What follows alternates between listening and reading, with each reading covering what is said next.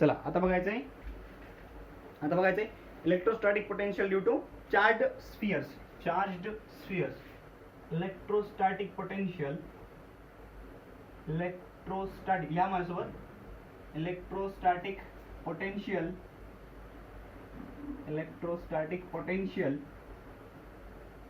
Due to charged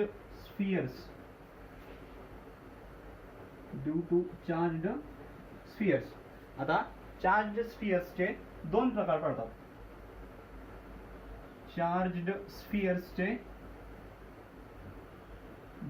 पडतात. कोणते कोणते? एक असतो हॉलो स्फिअर आणि दुसरा असतो बरोबर कोणता? Solid sphere.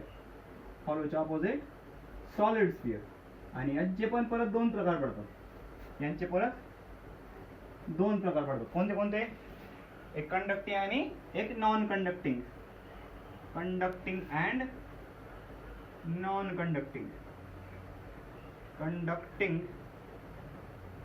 एक झाला आणि नॉन कंडक्टिंग. आणि सॉलिडचे पण हेच प्रकार, कंडक्टिंग अँड नॉन कंडक्टिंग.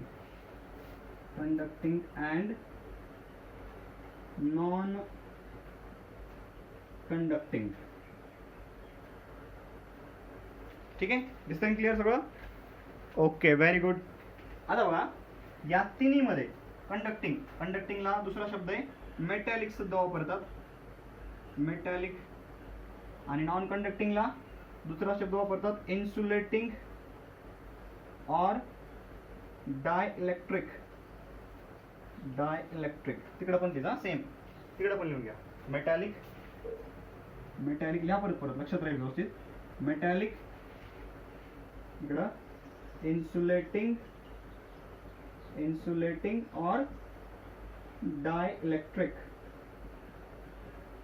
ठीक आहे, डायइलेक्ट्रिक कोणताही शब्द वापरतील तुम्हाला माहित पाहिजे. शब्द कुठलाही वापरला तरी कन्फ्यूज व्हायचं नाही. चला या तिन्हीमध्ये कशामध्ये?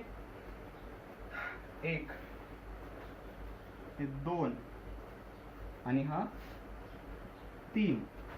या तिन्हीमध्ये एक, दोन आणि तीन, या तिन्हींसाठी चार्ज कुठं असतो? Charge rests on the surface of a sphere. Charge rests on the surface of sphere. आणि या फक्त एका केससाठी चार्ज कुठं असतो? Charge is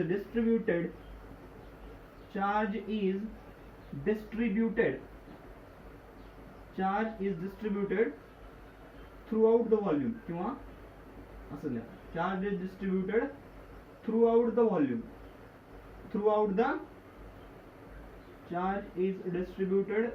the volume. ठीक आहे, म्हणजे ही एक केस होणार, ही एक केस आहे आणि ही दुसरी केस आहे. वाया गेलेली केस नाही बरं का. नाही तर आपण क्लासमध्ये बरेच विद्यार्थी तसं करत होते. कसं वाया गेल्या केस सारखं मोबाईल फेकून सांगताल मला, तसं काही करू नका. वाया गेले केस नाही. तुम्ही खूप गुणी मुलं आहेत, खूप गुणी मुलं आहेत. बरोबर आहे ना? हां, खूप अभ्यास करतात, खूप मार्क्स घेतात.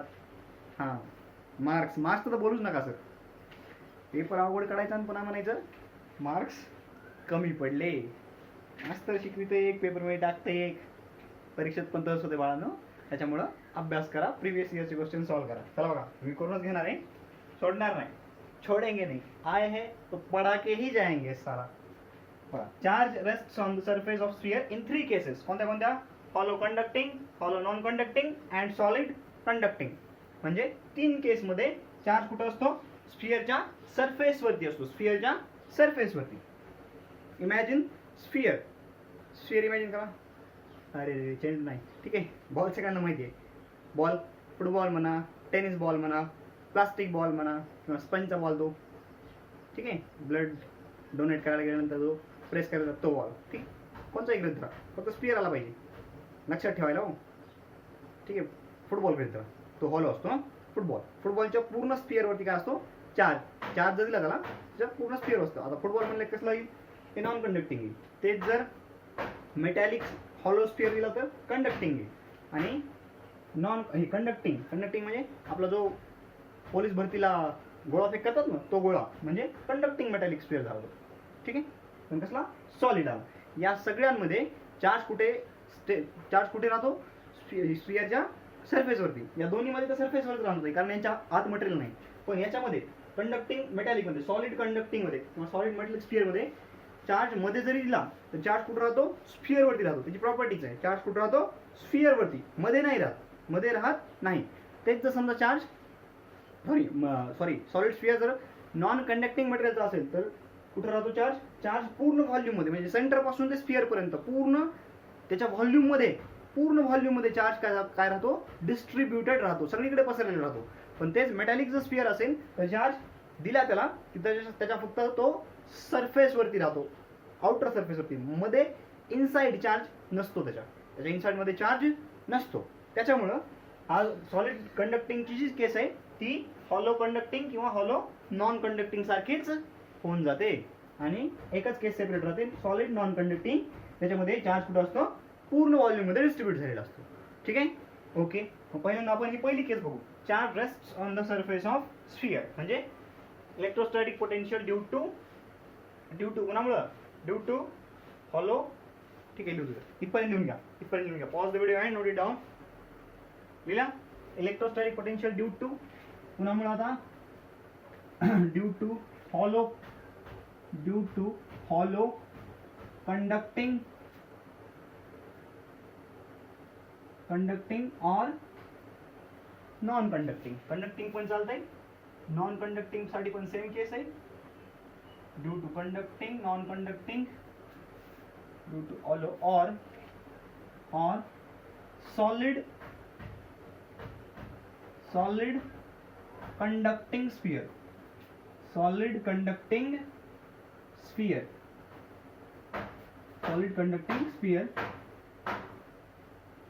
फ्रॉम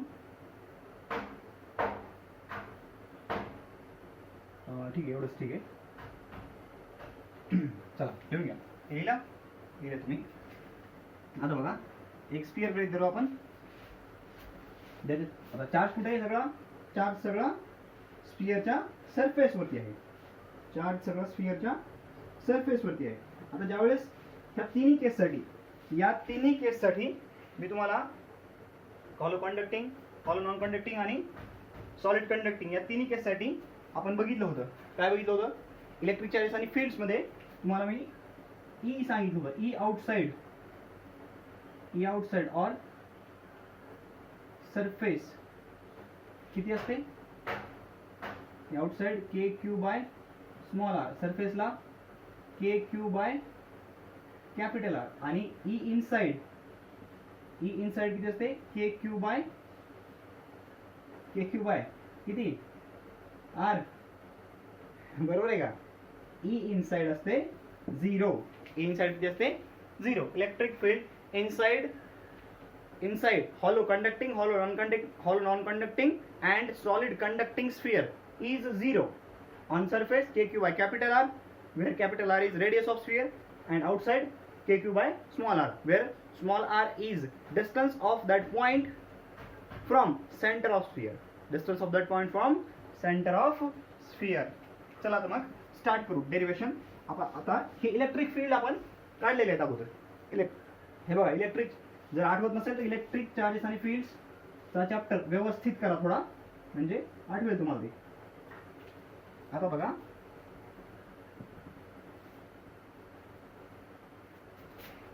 याच्यासाठी मी पॉज करून मोडत असतो, बोर्ड मोडायला खूपच वेळ लागतो. जाने दो, बड़े बड़े शहरों में छोटी छोटी बातें होती रहती हैं. चला बघा, हा समजा स्फियर आहे. आता हे 2 डायमेन्शनल फिगर काढायला लागलो मी. ठीक आहे, 2 डायमेन्शनल फिगर आहे, हा स्फियर आहे. सर आम्हाला तर अंड दिसायला लागली. हो, अंड जाईल. आता समजून घ्या.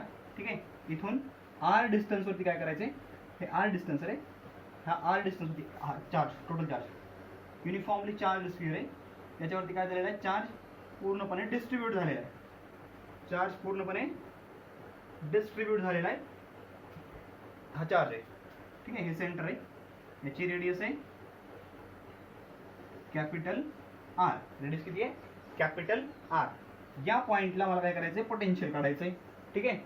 या पॉइंटला काय करायचं, पोटेन्शियल थोडं अलीकडे घेतो, थोडं लिहायला आपली जागा पुरेल, ठीक आहे. हा पॉईंट पी आहे, हे सेंटर पासूनचं डिस्टन्स आहे आर, आणि आपल्याला पी या पॉइंटला काय करायचं, इलेक्ट्रोस्टॅटिक पोटेन्शियल काढायचं, ठीक आहे. थोडं लिहून घ्या आता. Consider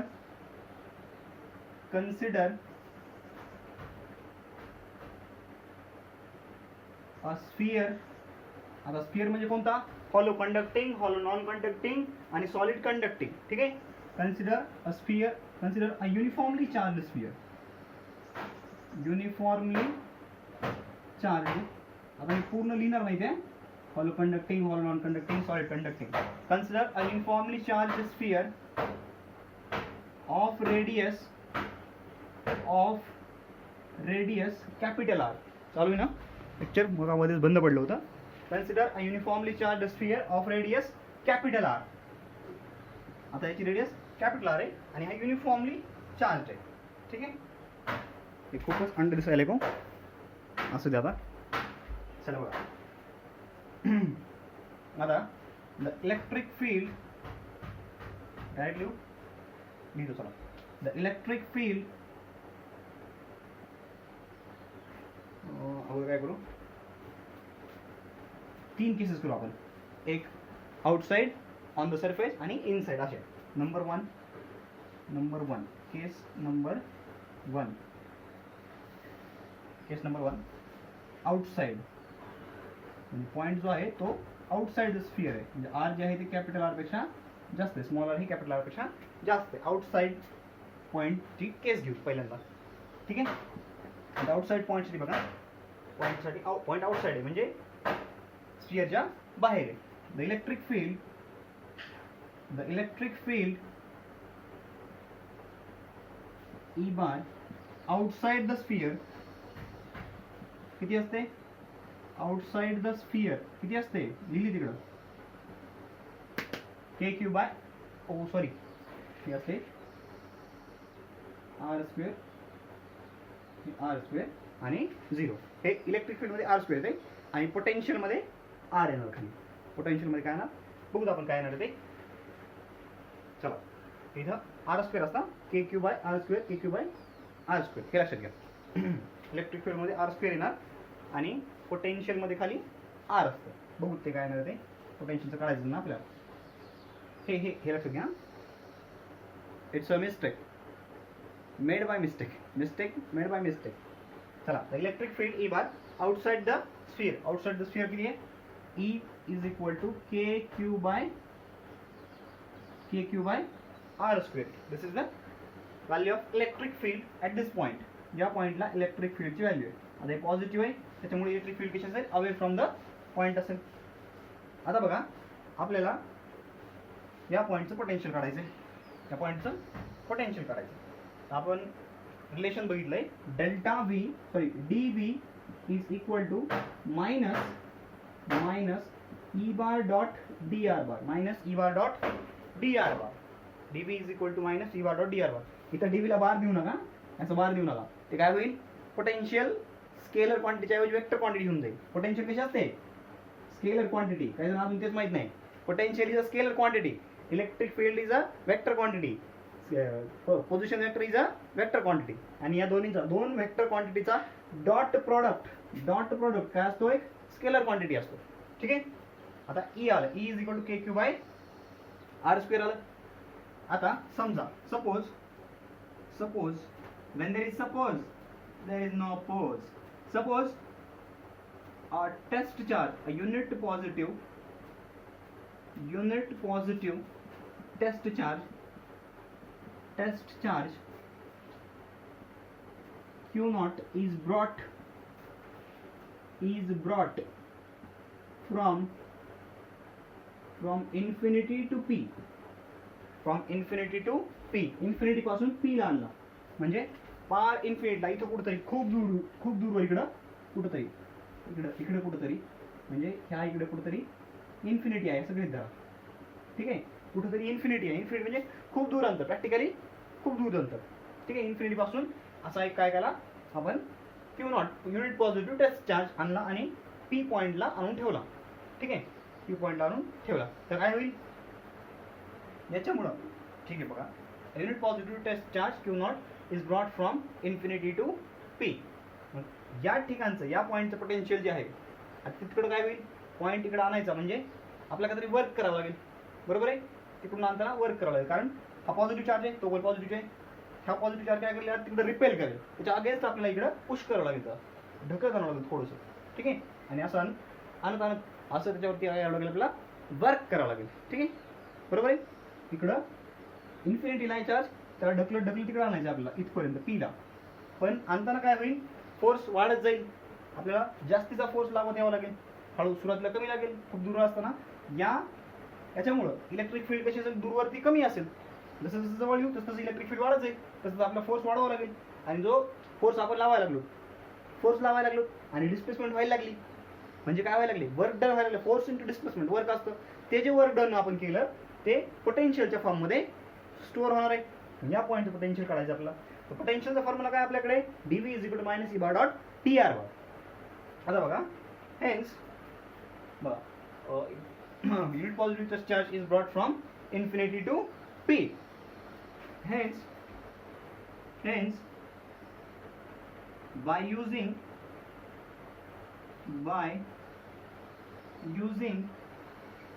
dv is equal to minus e bar dot dr bar, delta v किती होईल हो, delta v is equal to minus integral e bar dot dr bar. आता डायरेक्ट लिहिलो, काय लिहिलो बघा, dv small change in potential. ज्यावेळेस हे small इकडून point इथं जो चार्ज क्यू नॉट आहे त्याला आपण थोडंसं इकडे आणलं तर काय होईल, थोडंसं पोटेन्शियल त्याच्यामध्ये स्टोअर होईल. असं सगळे पोटेन्शियल तिथून इथपर्यंत जे पोटेन्शियल सगळे आपण ऍड केले म्हणजे इंटिग्रेशन केलं त्यांचं, तर काय मिळेल आपल्याला, टोटल पोटेन्शियल मिळेल. म्हणजेच काय मिळेल, म्हणजेच पोटेन्शियल म्हणजेच काय होईल, पी पॉईंटचं पोटेन्शियल मायनस इन्फिनिटीचं पोटेन्शियल इज इक्वल टू काय होईल, minus integral e bar dot d r bar. बरोबर आहे. या दोन पॉईंटच्या पोटेन्शियल मधला difference, is equal to minus integral e bar dot d r bar येईल. बरोबर आहे. हां, आता काय होईल, व्ही पी मायनस झिरो. आता इन्फिनिटीचं पोटेन्शियल काय मानलेलं आहे, झिरो मानलेलं आहे. हे काय फिजिक्समध्ये एक ॲझम्पशन आहे, फिजिक्समधलं हे ॲझम्पशन आहे की इन्फायनाईट पॉईंटला म्हणजे इन्फायनाईट डिस्टन्सवरती कितीही चार्ज असू द्यात, कसेही ठेवलेले असू द्या, ठीक आहे, त्यांचं कॉन्फिगरेशन कसंही असू द्या, एकमेकाजवळ असू द्या, दूर असू द्या, कसेही असू द्या, त्या पॉईंटचं त्या चार्जेसचं पोटेन्शियल किती असतं, त्या चार्जमुळं पोटेन्शियल झिरो असतं. किती असतं पोटेन्शियल, झिरो. इन्फिनिटला पोटेन्शियल झिरो असतं. इज इक्वल टू मायनस, आता ई बारची व्हॅल्यू किती आहे, k q by r square. E bar काय, k q by r square into r cap असतंय. ठीक आहे, ते सोडून द्या, ई बघू आपण फक्त, E bar dot d r bar म्हणजे काय होणार आहे, ते होणार आहे E into d r into cos theta. आता कॉस थिटा बघा, आता डी आर कसा घेणार, तिकडून आता चार्ज आपण तिकडून आणायला लागलो इन्फिनिटी काढून इकडे पॉईंट पीला, पण आपण ई बार बघा, ई बार डायरेक्शन ही आहे, आपण इथून मोजायला लागलो अंतर, इथून इकडे अंतर मोजायला लागलो म्हणजे डी आर बार सुद्धा आपले डी आर बार डायरेक्शन सुद्धा अशीच येईल. बरोबर आहे. मग ई बार पण त्या डायरेक्शनला आहे, डी आर बार पण त्या डायरेक्शनला आहे, म्हणजे या दोन्हीमधला अँगल किती होईल, झिरो होईल. बरोबर आहे. म्हणजे e bar dot d r bar म्हणजे e into d r into cos theta, म्हणजे थिटा किती आला, झिरो आला, कारण ई बार आणि डी आर बारची डायरेक्शन सेम आहे. आता इथे काय लिहा,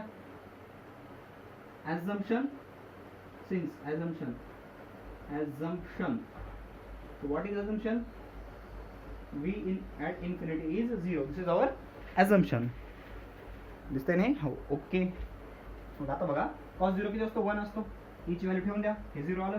Hence V at P is equal to VP minus 0, VP आलं, हे मायनस E ची value KQ by R square, KQ by R square into DR into हे 1 आलं cos 0.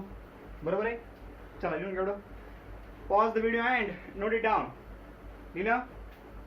आता बघा, इकडलं वरचं मोठं मी लिहिले ना. आता पुढे सॉल्व करा, इंटिग्रेशन सॉल्व करा. k into q constant आहे, take it outside the integral sign, take it outside the integral sign. Integral 1 by r square dr किती येतं? minus 1 by r. Integral 1 by r square dr is minus 1 by r. minus 1 by r. किती येईल ते सांगा बघा. हे किती आलं? hence vp is equal to minus k into q into integral 1 by r square dr which is equal to minus k into q. हे कुठून कुठपर्यंत आहे? कुठून कुठपर्यंत घ्यावं लागेल आपल्याला? हे infinity to r, infinity to r, infinity to r. हे किती आलं? हे आलं मायनस 1 बाय r. कुठून कुठपर्यंत? इन्फिनिटी पासून r पर्यंत. ठीक आहे. Hence vp is equal to minus k into q into bracket minus 1 by r minus 1 by infinity. बघा r च्या ठिकाणी एकदा r ठेवलं, minus 1 by r मायनस हे minus 1 by infinity. Minus minus काय होईल? हे मायनस मायनस प्लस होईल, म्हणजे काय होईल ते? Minus k into q into 1 by infinity काय असतं? 0. ठीक आहे. मायनस 1 by r हे मायनस मायनस काय जाईल? प्लस 1 by infinity म्हणजे 0. 1 by infinity म्हणजे 0. Minus 1 by r plus 0 minus 1 by r म्हणजे काय झाली? Minus 1 sorry minus minus plus झाले, plus k into q divided by r, k into q divided by r. ठीक आहे. म्हणजे v आउटसाइड थोडक्यात काय आलं? हे v आउटसाइड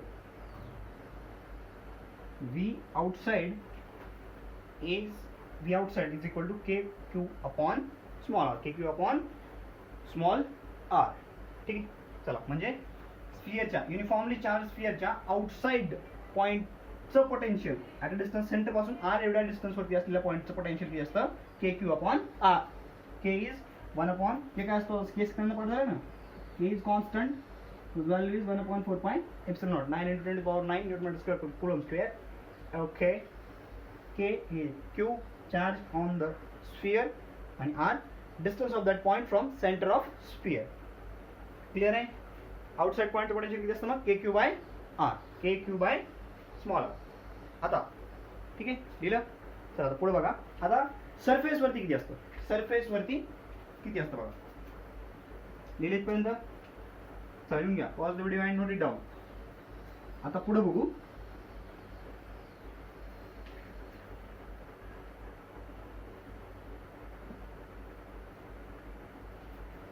काय काय मुलांचे मी स्टेटस बघत नसतो. मी मुलांचे मुलींचे कोणाचे असू द्या स्टेटस सहसा बघत नसतो, पण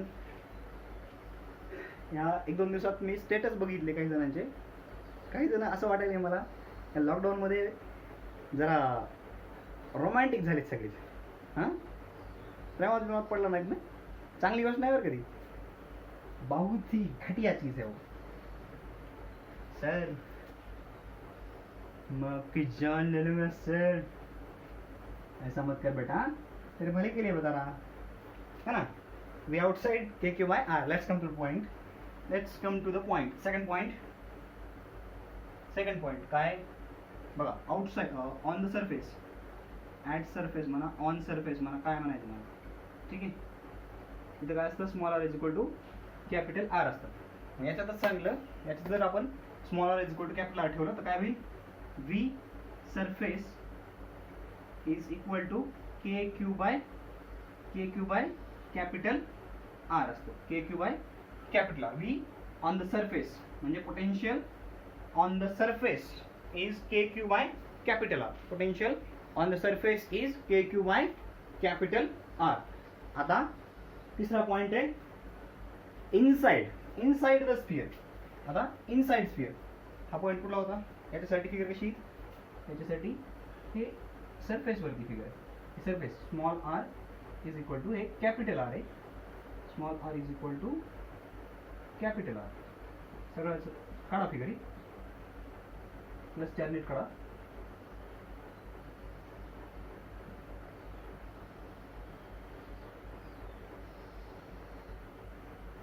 चल अजून काय राहिलं? हे सेंटर आहे. Small r is equal to capital R. हा पॉइंट पी इथे आहे. ओके. त्याच्यासाठी व्ही सरफेस साठी पोटेन्शियल किती आहे k q by capital R. लिहिला. आता बघा इनसाइड साठी काय आहे, आउटसाइड साठी ठीक आहे. व्ही आउटसाइड इथे लिहून घेऊ.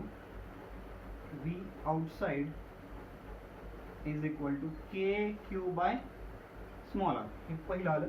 दुसरं आलं ॲट सरफेस. तिसरं काढायचंय इनसाइड. तिसरं काढायचंय इनसाइड द स्फिअर. जर पॉईंट स्फिअरच्या मध्ये असेल तर काय होईल बघू काय होते. आता inside the sphere electric field किती असते, 0.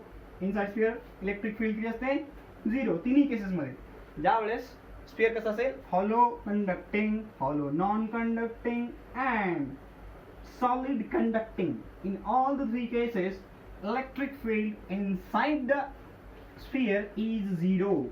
Electric field inside the sphere is 0 because all the charge rests on the surface and there is no charge inside the surface. Means there is no charge in the volume of sphere. तिन्ही केस मध्ये स्फिअरच्या मध्ये charge नसतो, त्याच्यामुळं मधली जी electric field असते ती किती असते, 0 असते. बघा third inside small r is less than capital R. या केससाठी small r is less than capital R. या केससाठी काय होईल बघा, फिगर काढतो, चेंज करतो मी. ठीक आहे, याच फिगरला समजा पॉइंट पी आहे.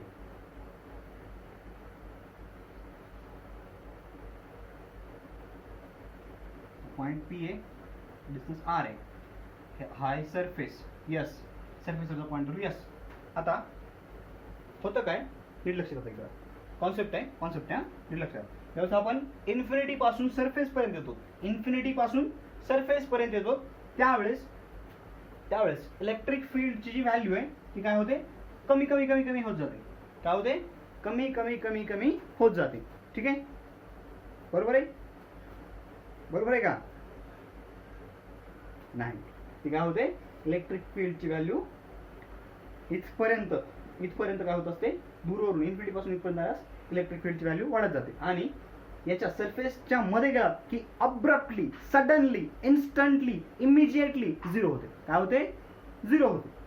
ठीक आहे, म्हणजे सरफेसला फंक्शन हे डिसकंटिन्युअस आहे असं म्हणतात. सरफेसला फंक्शन म्हणजे इलेक्ट्रिक फील्ड हे फंक्शन आहे. इलेक्ट्रिक फील्ड ही डिसकंटिन्युअस आहे असं म्हटलं जातं. म्हणजे काय, आता सांगितलं ना, इन्फिनिटी पासून ज्यावेळेस आपण सरफेस पर्यंत येतो त्यावेळेस इलेक्ट्रिक फील्डची व्हॅल्यू वाढत जाते. बरोबर आहे. इलेक्ट्रिक फील्ड काय व्हायला लागली, वाढायला लागली. बरोबर आहे. पोटेन्शियल काय व्हायला लागले, वाढायला लागले. आणि त्याच्यानंतर म्हणजे सरफेस पासून जर तुम्ही दूर गेला इन्फिनिटी पर्यंत तर पोटेन्शियल काय होत जाईल, डिक्रीज होत जाईल. मॅक्सिमम कुठं असेल, सरफेसला. आणि त्याच्यानंतर मध्ये गेला तर मध्ये अजून कमी होईल का, नाही. अब्रप्टली, सडनली, इन्स्टंटली, इमिजिएटली 0 होऊन जाईल. कळलं का. मध्ये गेला सरफेसवर, जस्ट इनसाइड सरफेस गेला, पोटेन्शियल एवढंच आहे. मध्ये गेला, थोडंसं मध्ये गेला म्हणजे सरफेसवरून मध्ये गेला.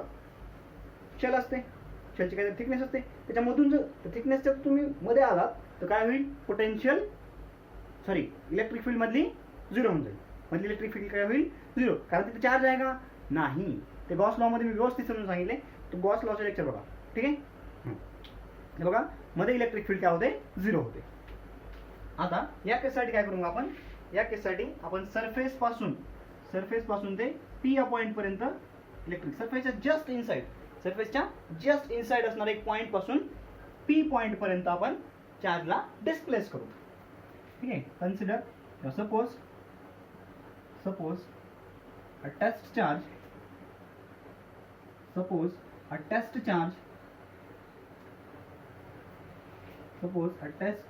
is brought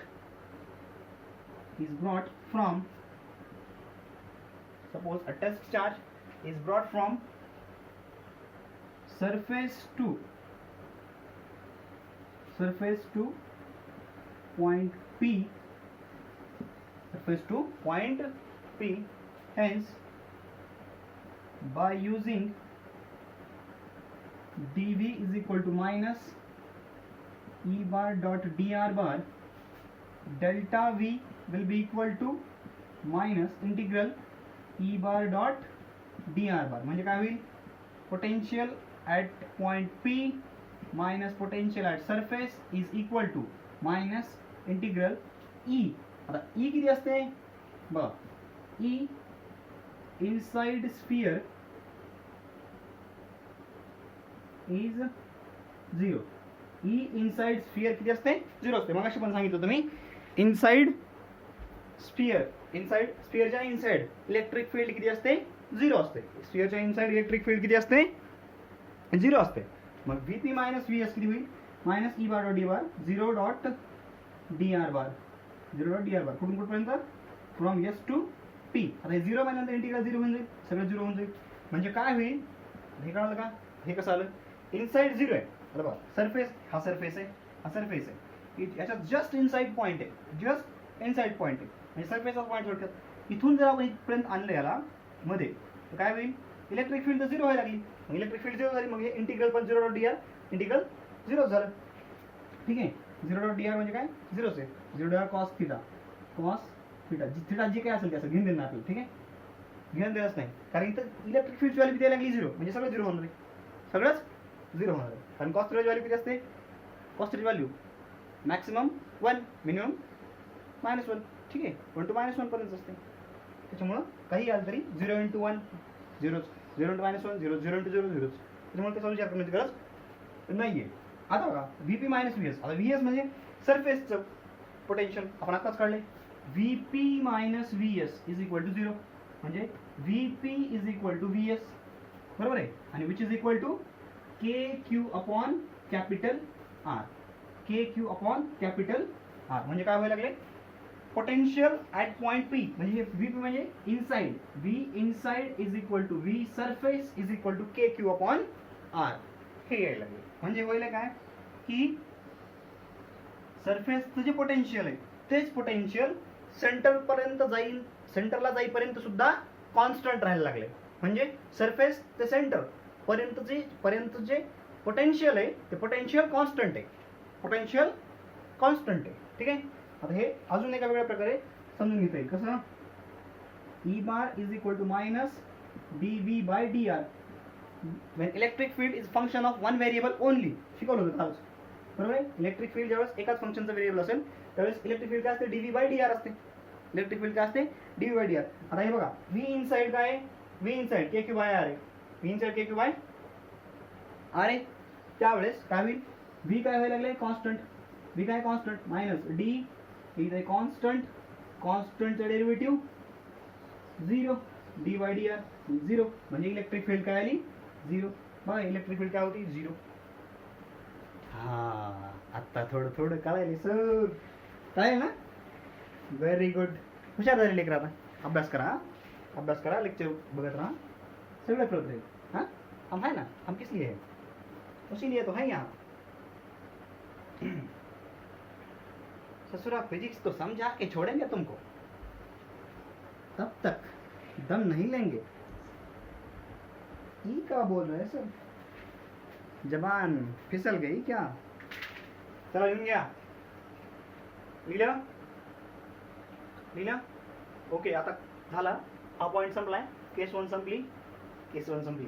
ठीक आहे, सेकंड केस बघायचे, त्याच्या अगोदर याचा फर्स्ट केसचा ग्राफ बघायचा. ठीक आहे, लिहिलं एवढं, okay. Pause the video and note it down. नको मागे सरकतो, ओके. आता पॉज करा, लिहा. हां, आता बघा, हे तिन्ही ठिकाणचं आपल्याला पोटेन्शियल माहिती झालं. आता आपल्याला ग्राफ काढायचा आहे. ग्राफ ऑफ, लिहा, graph of V versus R, graph of V versus R, graph of V versus R. लिहिलं का, graph of V versus small r. ठीक आहे,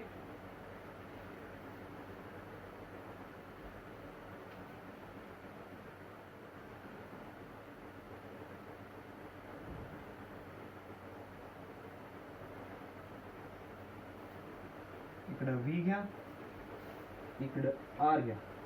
ठीक आहे, इथे small r is equal to capital R आहे समजा. या ठिकाणी इथपर्यंत पोटेन्शियल किती आहे? पोटेन्शियलची व्हॅल्यू कॉन्स्टंट आहे. पोटेन्शियल कॉन्स्टंट आहे इथपर्यंत. किती व्हॅल्यू? व्ही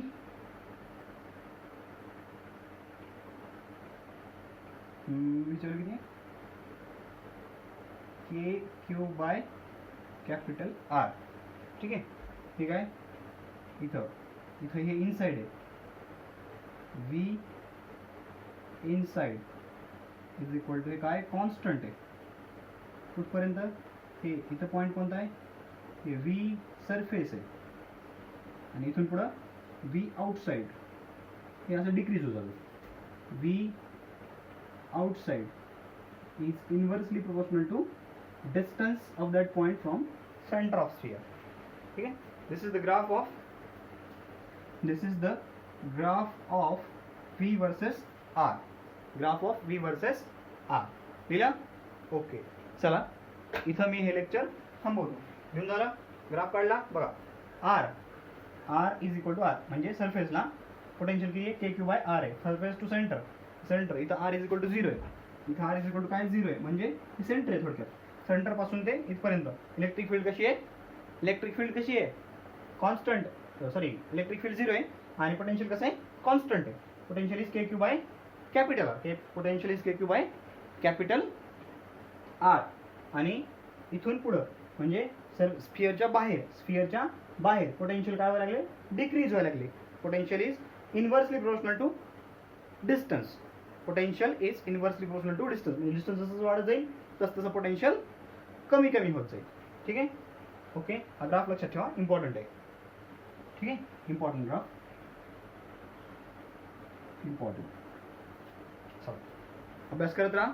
काही अडचण असेल तर विचारत राहा. नेक्स्ट लेक्चरमध्ये आपण याची सेकंड केस बघू आणि प्रिव्हियस इयर एक्झाम्पल्स पण सॉल्व्ह करू. ओके. तोपर्यंत अभ्यास करत राहा.